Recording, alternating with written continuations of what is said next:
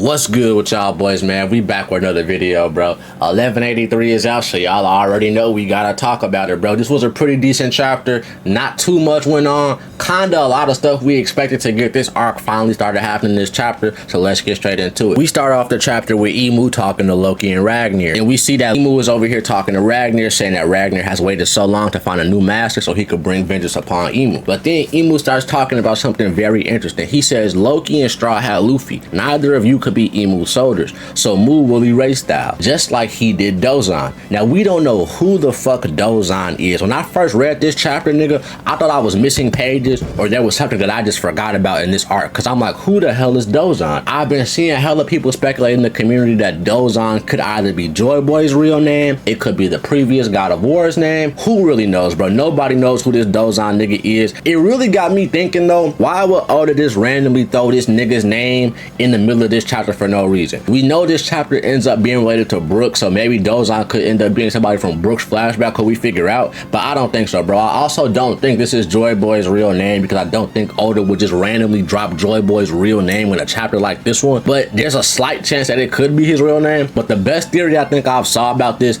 is that Dozan is the previous God of War who had Loki's Devil Fruit. I think that makes the most sense, because we've already heard little bits and pieces about him throughout Elbaf, and we know he's had an interaction with Emu and Nika before. So I feel like that kind of makes the most sense. Y'all let me know in the comment section, who do y'all think Dozan is? Apparently before the chapter came out, niggas was saying that Will of D was revealed in the spoilers, and I guess they were assuming that Dozan is that. I definitely don't think Dozan has a connection to Will of D at all. It could maybe if this ends up being Joy Boy's real name, but like I said, let me know what y'all think about that shit in the comment section below. Definitely one of the most interesting things we have this chapter. Not only that though, Emu calls Loki and Luffy by real name this time. He doesn't call them Nika and Nidhogg. He says Loki and Straw Hat Luffy. If I'm not mistaken, I don't remember him calling them this at all, not even in the Gumko form. This could be his first time addressing them by that, and this could have more validity to the theory of Emu having multiple personalities inside of his body. But we get this clash with Emu and Loki, bro. This attack looks cool as hell from Emu, bro. He looks like he changes his attack back into a fucking staff, and it says Sword of Wrath Grim. Well, I guess it's more so a sword since he says it's a sword, but it looks like a fucking staff. And Loki doesn't attack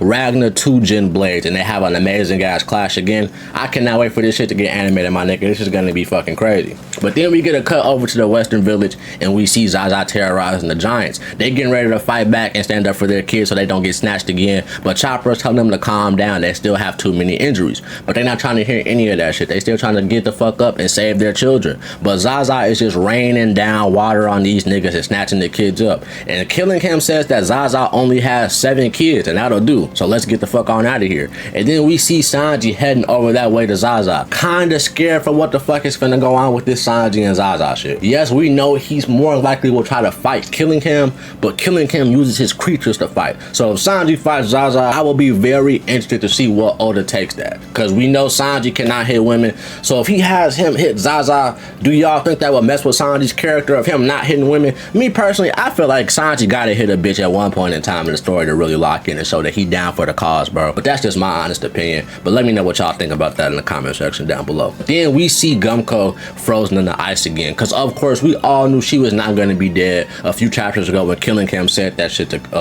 Sommers. But she's still in the ice. The ice is unscathed. So from what we know, even zone form Emu, I'm saying zone form Emu, even though this is probably a hybrid form Emu. Hybrid form Emu cannot break Loki's ice, bro. Ragnar's ice is looking like top 5 in the fucking verse, because who is shattering this shit? If Emu can't break this, bro, I don't even think shit like the Quake fruit or anything is shattering this nigga's ice at this point. We cut to Brook and Usopp, and we see Brook over here venting to the crew about Gumko. Brook says that he knows this girl from a while ago and that he was hoping to never see her again. But he also says if she is who I think she is, she would be 77 years old by now. But Nami says that can't be the same person because he's a celestial dragon, and maybe that is just a fucking lookalike or a copycat. But then Brook says that's true, but she released our restraints and she even called him out by name, like as if she knew him from the past, which we all know to be true. But then Brook says it's almost like I witnessed 3 different personalities.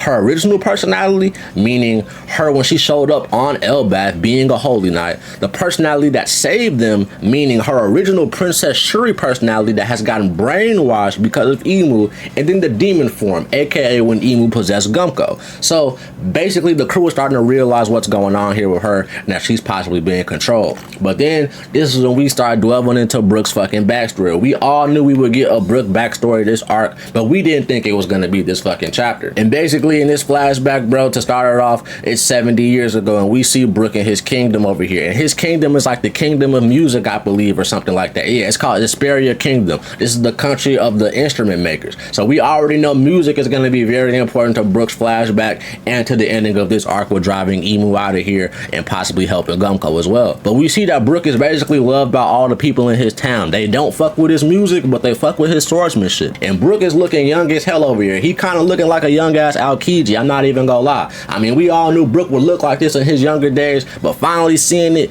it's still kind of surreal. And we see Brook at 20 years old walking and holding hands with Princess Shuri, aka Gumko, at 7 years old. And one more interesting thing about this flashback, Gumko already has the different colored eyes at 7 years old. If we don't learn about this ringed eye shit or different colored eye meaning this arc or by the end of this arc or like a little bit after this arc, I'ma just be convinced Oda is saving that shit for when Imu gets all his lore revealed, because ain't no way we don't get it anytime soon. That's one of the main things I'm hoping we get out of this, like maybe a little bit more of hints, because of course I don't think Oda is gonna officially lay all out what's going on with Imu this arc, because I still think Imu is gonna stretch more to the end game of the series. But I do think we're gonna get some good hints on with this eye shit, the multiple personalities in the bodies. We're definitely gonna get something with that. And I wonder if the dual eye shit is what made Imu seek Gumko out, because I feel like a lot of people thought that Gumko got the dual eye shit after she got possessed, but she's always had this. So maybe these eyes are special and this could lead to why Imu wanted her. But we see Brook and Gumko walking, and we see the king of this island as well, King Leuven. I'm probably saying this nigga's name wrong, excuse me if I am, but hey, I ain't gonna lie, bro, this nigga kind of looks like a mixture of Roxy, Zebek, and Wapol. I've been seeing people say he looks like he could be a Davy Clan member. I would be kind of surprised if Oda gave us another Davy Clan member, especially one that's connected to Brook, because we know Brook said he feels like he owed his life to this man right here. So that would be kind of weird, but I'm definitely getting like a mixture of Wapol and Roxy Zebek vibes from him. Y'all can't tell me y'all not. But then we get a slight little moment right here with Gumko saying that she offers to marry Brook when she gets older instead of Brook going after her mom. But then Brook says something kind of funny. He says he doesn't want a bride with a runny nose. And I've seen people say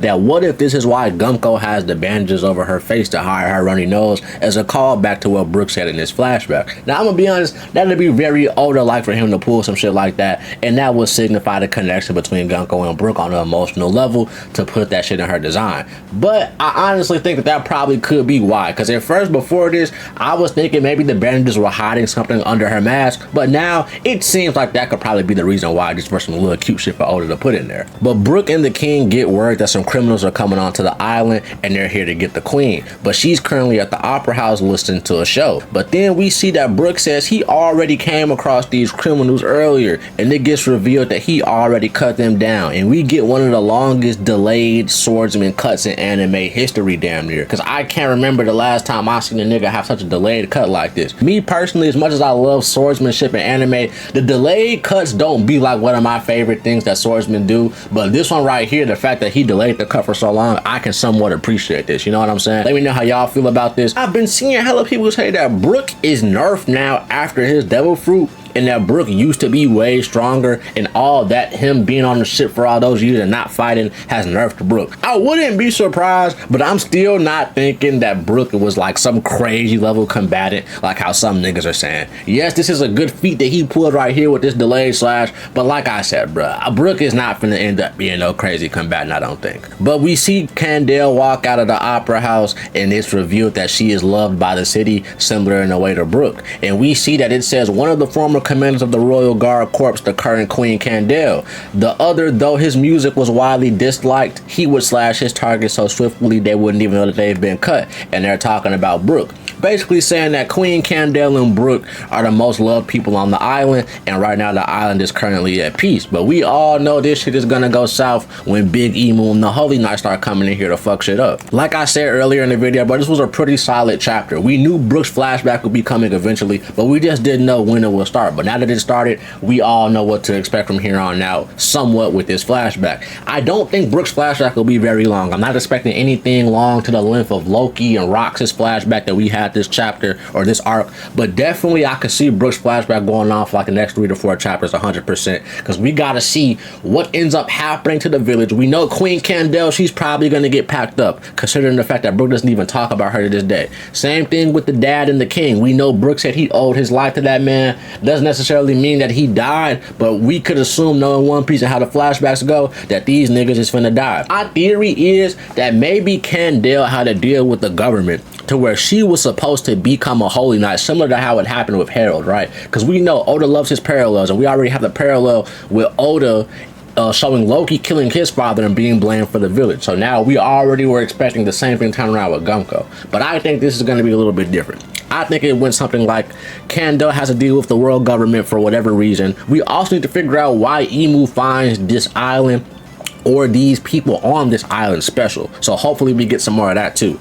But I think Candale maybe had to deal with the world government similar to how Harold did, and then she had to offer herself up with a contract to become a God Knight. Just like how Harold did, she seen after she already committed to the contract that this shit was fucked up and she had to get out of it. But unlike Harold, Emu was able to find Candale's child, because she wasn't able to find Loki. Emu wasn't able to find Loki. He didn't know who the fuck killed Harold. But my theory is that Emu finds Gumko, sees something in her or sees something special about her, and says, well, since I couldn't have your mom as the contract, you are next in line. So that's where Gumko comes in and gets taken by the government. Or it could be something to where maybe her parents offer her up as a sacrifice to the government. I don't think her parents are going to end up being that fucked up, but I could see it being like a parallel to how Loki's parents actually loved him. Meanwhile, Gumsko's parents kind of didn't fuck with her and gave her up. But even though we're not really getting that vibe so far in the flashback, Oda can change the tone very fucking quickly with these chapters, so y'all know how he gets. Let me know y'all theories in the comment section below on what's going to end up happening with Candale, Gumko, and Brook, and the Holy Knights and Emu coming on this island. Like I said earlier, I do believe it's something with Gumko's eyes, bro. That has to be why Emu even took an interest or a liking into her. That, or maybe the blue hair, like we all know, since the connection with Vivi. But now that it's confirmed that she was a princess of an island, not a real celestial dragon, we know it's a low chance of her kind of being like along the Nefertari branch. But who knows, bro? Oda always manages to surprise us at every fucking turn. This is a good chapter, like, more so kind of setup-ish, but still kind of solid. It was, I would have said this was kind of ass, not even ass. I would have been a little mad if we had another 2-week break or a week break after this, but we don't. So we're gonna be right back into the action, learning some more lore in the next couple of chapters. Let me know your theories about Candale and this Brook flashback. Candale's design also kind of reminds me of the Holy Knights. This shit kind of looks exactly like how Shamrock's and Shanks' clothes were in their flashback. So definitely leading towards her probably becoming a Holy Knight or getting involved with Emu in some way, shape, or form. But hey, man, that's it for this video. I hope y'all boys enjoyed. Let me know y'all theories about this chapter in the comment section down below. If you want to see more content from me, you could check on the channel that's collaborating with this one for more videos talking about random shows or other movies and things of that nature. I got a video talking about The Boys season finale dropping tomorrow because that shit was mid as fuck. I love you for watching the video, and I'm out, bro. Peace.